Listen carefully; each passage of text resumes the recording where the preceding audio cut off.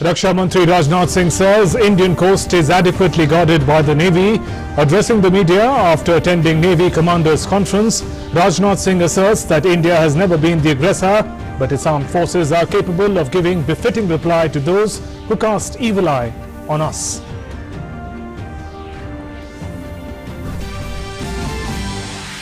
India proposes to sign agreement on Kharagpur on Wednesday, asks Pakistan to reconsider waiving fee on pilgrims.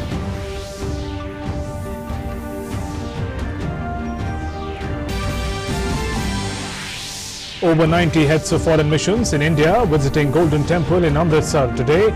The visit is part of India's efforts to celebrate 550th birth anniversary of Shri Guru Nanak Dev Ji in a grand manner. Supreme Court grants bail to senior Congress leader and former Finance Minister P Chidambaram 2 months after he was arrested by the CBI in the INX media corruption case. But Chidambaram continues to stay in Enforcement Directorate's custody.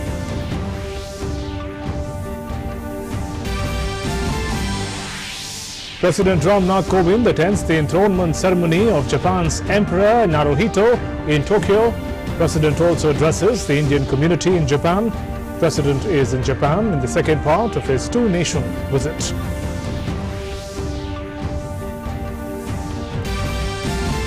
In international news, after a nail-biter of a hard-fought election in which he was dogged by scandals, Canadian Prime Minister Justin Trudeau to remain in power, but with a minority government that will require support of a smaller left-leaning party, says Canadians rejected negativity in the elections. And in sports, India clean sweeps Test series by 3-0 against South Africa.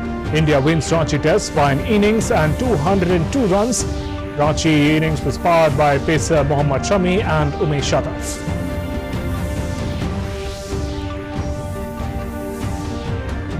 Good afternoon and welcome to this bulletin. I'm Shubhendu Ghosh. Raksha Mantri Rajnath Singh today attended the Navy Commanders Conference in New Delhi. Speaking to media persons thereafter, Rajnath Singh said, India has never been the offensive and has never attacked any country of the world. He added that our armed forces have the capability to give a befitting reply to those who try to cast evil eye on India. Bharat का एक चरित्र रहा है कि भारत ने दुनिया के कभी किसी देश के ऊपर न तो कभी आक्रमण किया है और न दुनिया के किसी भी देश की 1 इंच जमीन पर भारत ने कभी कब्जा किया है। भारत का एक चरित्र है। लेकिन भारत कि हमारी जो सेना है, जो आर्म्ड फोर्सेस हैं, उनके अंदर वह कुव्वत है, वह ताकत है, जो भारत को बुरी नजरों से देखने की कोशिश करेगा, उसका वह मुंहतोड़ जवाब दे सकती है। Rajnath Singh also said that the Indian coast is adequately guarded by the Navy. He assured that the Navy has maintained vigilance to ensure that 2611-like incident is not repeated. मैं पूरी तरह से आश्वस्त हूं कि हमारा ये सी रूट जो समुद्री क्षेत्र है वह इंडियन नेवी के हाथों में पूरी तरह से सुरक्षित है और हमारी इंडियन नेवी का भी यह संकल्प है कि किसी भी सूरत में 26/11 इसकी पुनरावृत्ति न होने पाए या किसी भी सूरत में न दोहराया जा सके, एक ऐसी चाक चौबंद व्यवस्था की है। और आज मुझे यह जानकर बेहद खुशी हुई कि स्वदेशीकरण, इंडियनाइजेशन की तरफ भी हमारी इंडियन नेवी तेजी से बढ़ रही है और हमारी जो शिप्स हैं उसमें एक हाई परसेंटेज उन्होंने इंडिजिनस आइटम्स लगाने में भी अब काफी कामयाबी उन्होंने हासिल की है। India has proposed to sign agreement on Kharagpur Corridor. MEA in a statement said that India will sign a memorandum of understanding on Wednesday for the opening of the Kharagpur Corridor that will link to important Sikh shrines on either side. New Delhi has asked Islamabad to reconsider its demand of charging $20 service fee as for pilgrims. India had consistently urged Pakistan that in deference to the wishes of the pilgrims, it should not levy such a fee. 550th birth anniversary of the founder of Sikhism, Guru Nanak Dev Ji, will be celebrated on November 12th. Meanwhile, the heads of 90 foreign missions based in New Delhi today visited the Golden Temple in Amritsar and took part in celebrations related to 550th birth anniversary of Sikh Guru Nanak Dev Ji. Following the decision by the Union Cabinet to celebrate the 550th birth anniversary of Guru Nanak Dev across the globe, the Indian Council for Cultural Relations has invited heads of foreign missions in New Delhi to visit the Golden Temple in Amritsar. The visit was organized by ICCR in collaboration with the Punjab government and the Shiromani Gurdwara Prabandhak Committee. Union Minister Hardeep Singh Puri and ICCR President Vinay Sahasrabudhe also accompanied the heads of missions. Some other news now. The Supreme Court today granted bail to Congress leader and former Finance Minister P Chidambaram in the INX media corruption case lodged by the CBI. The Apex Court set aside the Delhi High Court's September 30th verdict denying bail. The top court said Chidambaram will be released on bail if not required in any other case. The bench made it clear that Chidambaram will not leave the country without prior permission of the court and make himself available for interrogation as and when called by the probe agency. He is currently in Enforcement Directorate's custody in connection with a separate money laundering case. P Chidambaram was arrested in connection with the graft case on August 21st by the CBI that charge-sheeted him and others, including his son Karthi, for causing loss to the exchequer by allegedly committing offences under Prevention of Corruption Act. Moving on, President Ramnath Kovind, along with hundreds of foreign dignitaries, including the UK's Prince Charles, today attended the enthronement ceremony of Japanese Emperor Naruhito in Tokyo, Japan. The Emperor formally proclaimed his ascension to the throne in centuries-old ceremony, attended by dignitaries from more than 180 countries. The first Japanese emperor born after World War II, Naruhito acceded to the throne when his father Akihito became the first Japanese monarch to abdicate in 2 centuries after worrying that his advancing age might make it hard for him to perform the official duties.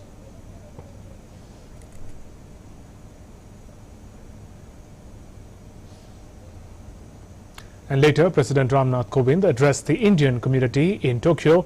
He highlighted the ties between the two nations, India and Japan, and described Japan as an elite partner in transforming the Indian economy. The President also appreciated the role of Japan in helping India in high-speed rail project. Our bilateral ties with Japan today is counted amongst our foremost relations. Our strategic, political, security and economic collaboration has assumed a new high. Japan is a lead partner for us in transforming our economy.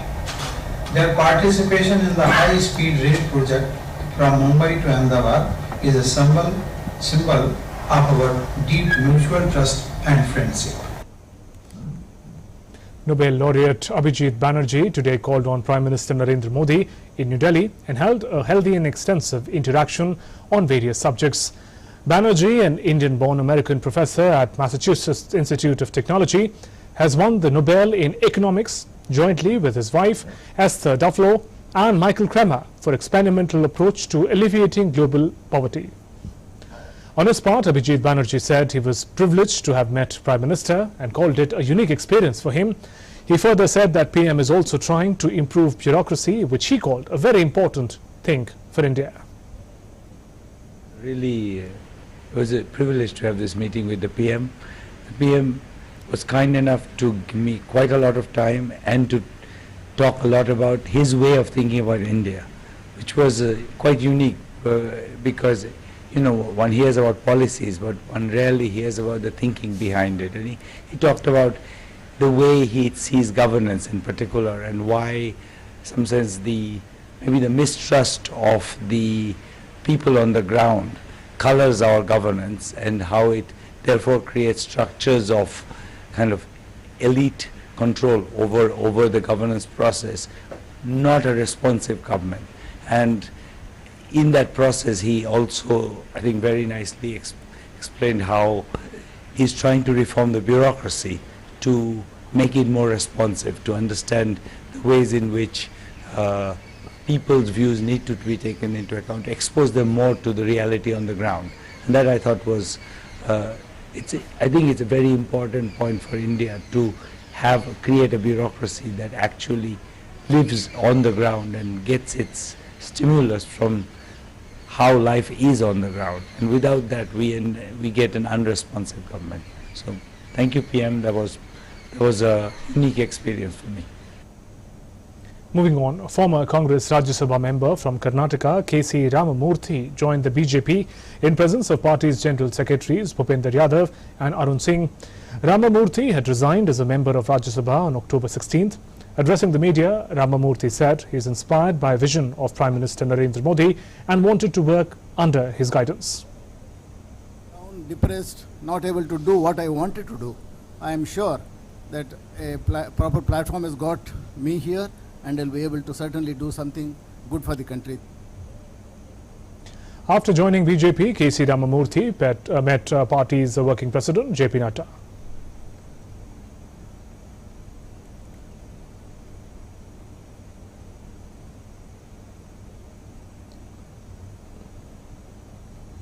Let's look at some weather update. With the northeast monsoon underway in Tamil Nadu, the Met Department has issued a red alert in 4 districts of the state. The district administration in Theni, Coimbatore, Nilgiris and Dindugul have been cautioned against heavy rainfall in the districts and have been directed to take action in advance to prevent any rain-related accidents. The 4 districts are expected to receive more than 15 centimeters of rainfall during the monsoon from today. Meanwhile, Kerala is also battling floods as rivers flowing through the state have swelled up after a heavy downpour in the region. This is due to the northeast monsoon becoming active over the region. The Indian Met Department has issued an orange alert for heavy rains in the state, directing the state administrations to step up action. An orange alert by the IMD means be prepared to face any situation arising out of severe weather conditions. The districts which have got an IMD alert include Kollam, Alapura, Kottayam, Idukki, Ernakulam, Thrissur, Palakkad, Malappuram, Kozhikode, Wayanad, Kannur and Kasaragod. The IMD has predicted heavy rainfall over Kerala for the next few days. Fishermen in particular have been warned not to go out to sea as squally weather with wind speed reaching 45 to 55 kilometers per hour is likely to prevail over the Kerala coast.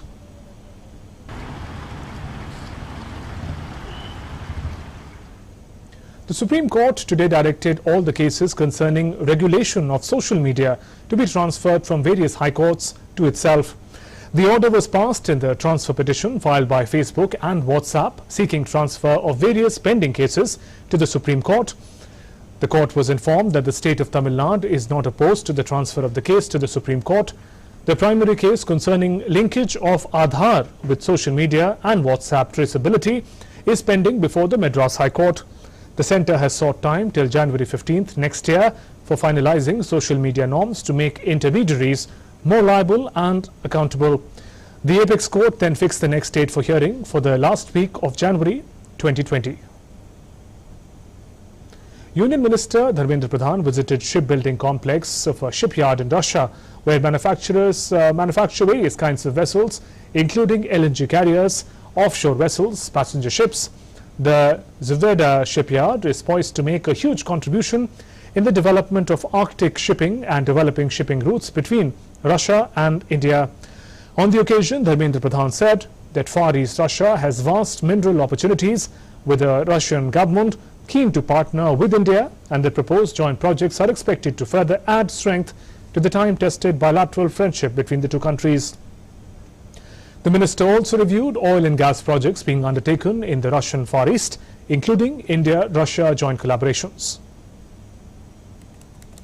IT major Infosys has registered its biggest fall over the 6 years on Dalal Street after a letter by anonymous employee surfaced accusing Chief Executive Officer Salil Parekh and Chief Financial Officer Nilanjan Roy of unethical practices for several quarters.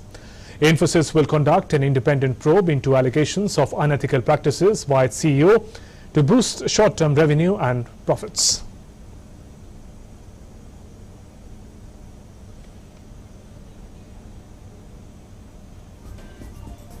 Infosys has been hit by turbulence again.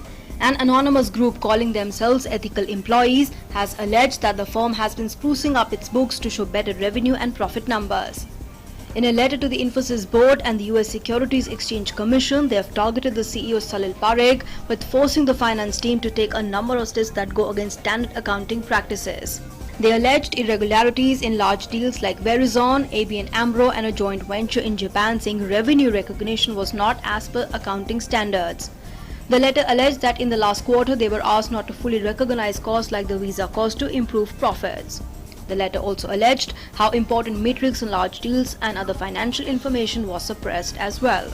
A statement by the IT Services Joint Chairman and the Nilekani to the stock exchanges on Tuesday said that the company's audit committee will conduct an independent investigation on the whistleblower allegations of CEO Salil Parekh and the CFO Nilanjan Roy indulging in unethical practices to boost short-term revenue and profits. Nilekani said that the board, in consultation with the audit committee, will take such steps as may be appropriate based on the outcome of the investigation. Bureau Report, DD News. Let's look at some international news now. Canadian Prime Minister Justin Trudeau's Liberal Party held on to power in a nail-biter of a parliamentary election, but as a weakened minority government this time. Television projections declared the Liberal winners, or leading in 157 of the nation's 338 electoral districts versus 121 for his main rival Andrew Scheer and the Conservatives. After polling stations across 6 time zones closed, Trudeau will now soon have to form an alliance or formal coalition with one or more smaller parties in order to govern. 47-year-old former school teacher dominated the Canadian politics over 4 years of his first term, but faced a grilling during the 40-day election campaign, which was described as one of the nastiest in the Canadian history. His golden boy image has been damaged by ethics lapses in the handling of the bribery prosecution of engineering giant SNC-Lavalin, while the emergence of old photographs of him in blackface makeup rocked his campaign as well. The first test of his future government will be to follow in the subsequent weeks, with a speech to the Parliament outlining his new legislative priorities and also a confidence vote. Israeli Prime Minister Benjamin Netanyahu failed to form a government following an inconclusive repeat parliamentary election last month, opening the door for his main rival Benny Gantz to get a chance to become the country's next leader. President Rivlin said he would give Gantz, the former army chief, the mandate to try to become prime minister after Netanyahu failed to muster the support of 61 members in a 120-member Knesset. Netanyahu, who was first tasked with forming the next government by Rivlin by virtue of support of 55 members compared to Gantz's 54, announced on Monday evening that he cannot cobble a government together and was returning the mandate. The Prime Minister made the announcement 2 days before the end of 28 days deadline given to present a coalition. Netanyahu, 70 years old, broke the news of returning the mandate to Rivlin in a video message published on his official Facebook page.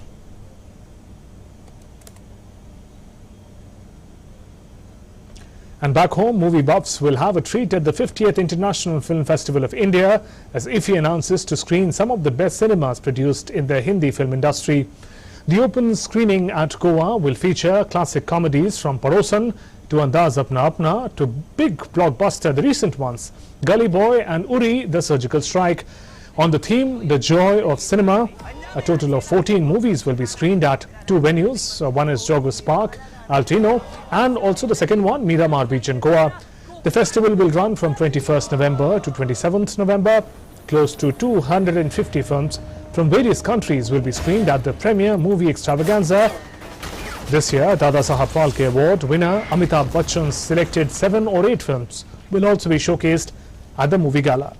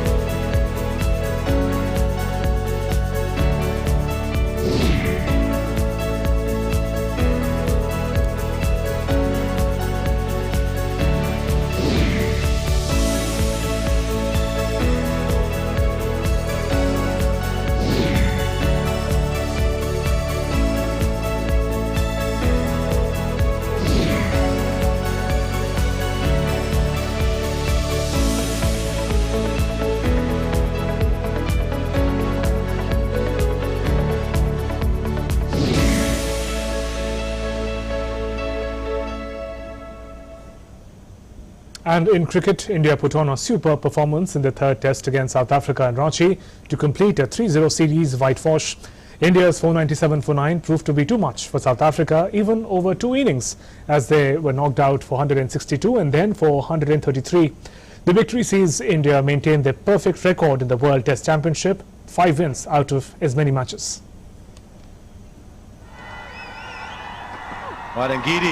A formidable Indian team ticked all boxes with ease as they completed a 3-0 rout of South Africa with a comprehensive innings and 202 runs victory in the third and final test match in Ranchi. The scoreline was not only an indicator of India's absolute dominance but also the decline in standards of South African cricket as they could not handle the might of India's batting and the fiery India pace attack led by Mohammad Shami. Debutant Shehbaz Nadeem wrapped it up in the second over on day 4 as South Africa were all out for 133 in their second innings, 30 runs short of their dismal first innings score of 162. This is India's 6th clean sweep at home in a 3-test series, and India did not put a foot wrong during the 3-match series, winning the first test by 203 runs and the second one by an innings and 137 runs. If Rohit Sharma's coming of age in his new role as an opener with 529 runs turned out to be a masterstroke in home conditions, Mayank Agarwal also consolidated his place in the side with a double century and a ton, easing India's long-time opening woes. However, what stood out during the series was how lethal the Indian pace attack looked despite their premier pacer Jasprit Bumrah's absence due to a stress fracture. If Ravindra Jadeja and Ravichandran Ashwin shared 28 among themselves, Mohammad Shami, Umesh Yadav and Ishant Sharma picked 26 wickets. The victory sees India maintain their perfect record in the World Test Championship with 5 wins out of as many matches. They are on top of the table with 240 points, comfortably ahead of second-placed New Zealand. Sports Desk, DD News. The logo for the Paris 2024 Olympic Games unveiled at a ceremony in the French capital. The circular design with Paris 2024 in Art Deco style was in vogue in 1924 when Paris last hosted the Games. Also incorporates the ellipse and outline of Marianne, the personification of the French Republic since the revolution in 1789. Badminton star PV Sindhu today supported Prime Minister Narendra Modi's Bharat Ki Lakshmi movement, a campaign to honour daughters of India who have made their mark achievements in various fields of public good. Sindhu took to Twitter and wrote, "Societies grow when women are empowered and their accomplishments are given a place of pride." She further writes, "I support PM Narendra Modi ji, Bharat Ki Lakshmi movement. It celebrates extraordinary achievements of the extraordinary women of India. This Diwali, let's celebrate womanhood."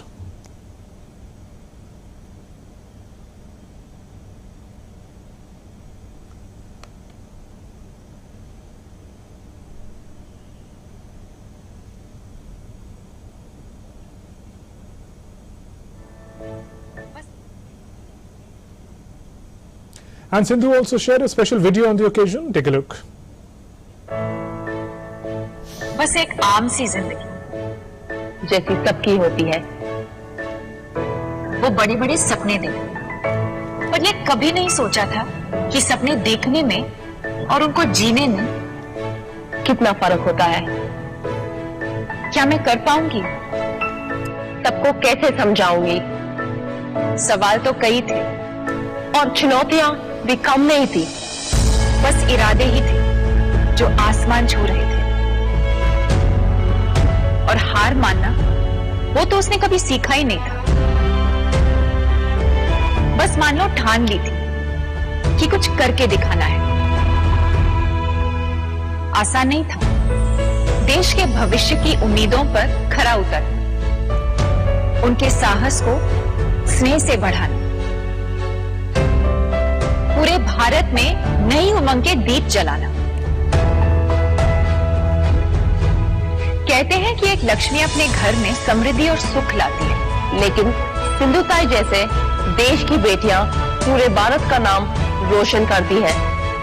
तो ये दिवाली ऐसी ही भारत की लक्ष्मियों के नाम करें। ढूंढिए अपने आसपास ऐसे ही होनहार कहानियां और शेयर करें सोशल मीडिया पर #भारत की लक्ष्मी के साथ। जय हिंद, हैप्पी दिवाली। कई ऐसी बेटियां होगी जो अपनी मेहनत और लगन से, टैलेंट से परिवार का, समाज का, देश का नाम रोशन कर रही होगी। क्या इस दिवाली पर भारत की इस लक्ष्मी के सम्मान के कार्यक्रम हम कर सकते हैं? हमारे आसपास कई बेटियां, कई बहुएं ऐसी होंगी जो असाधारण काम कर रही होंगी कि इन बेटियों की उपलब्धियों के बारे में सोशल मीडिया में अधिक से अधिक शेयर करें और हैशटैग यूज करें भारत की Lakshmi. Bharat Ki Lakshmi movement honors and celebrates the achievements of Indian women. Moving on, the widespread impact of Ayushman Bharat scheme is being seen all across the country. Under the scheme, Health and Wellness Center has been opened in Papumpare district of Arunachal Pradesh. This center is not only providing medical advice and consultation services to common people, but also proving helpful in fulfilling the goal of making India healthy. Take a look at this special ground report from Papumpare, Arunachal.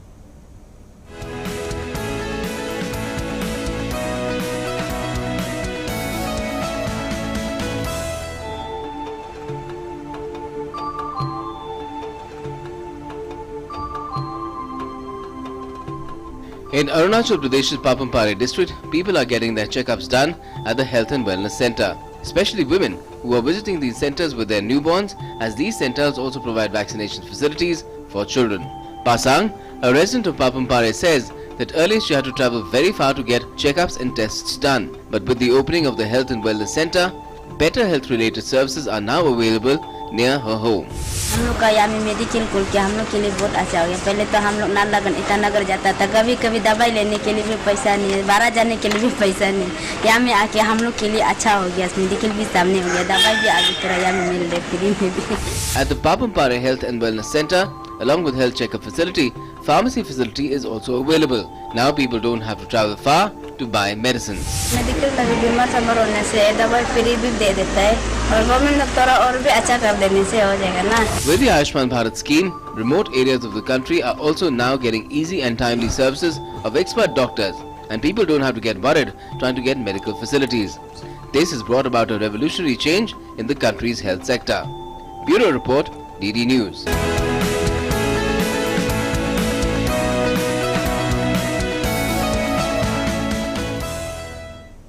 And that brings us to the close of this bulletin. Namaskar.